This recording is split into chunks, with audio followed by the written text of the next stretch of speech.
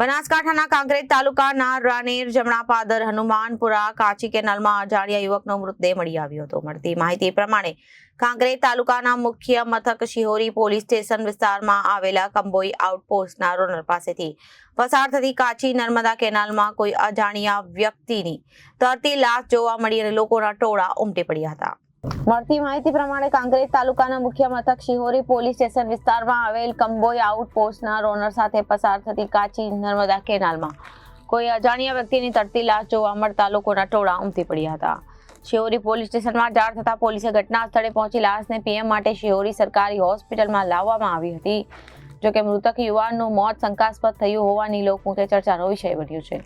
જોકે હવે પોલીસ દ્વારા તપાસ કરવામાં આવે ત્યારે સત્ય હકીકત બહાર આવે તેવી શક્યતા છે, પરંતુ હાલમાં યુવાન ક્યાંનો છે, કોણ છે અને કેવી રીતે કેનાલમાં પડ્યો એ અંગે સસ્પેન્સ યથાવત રહેવા પામ્યું છે।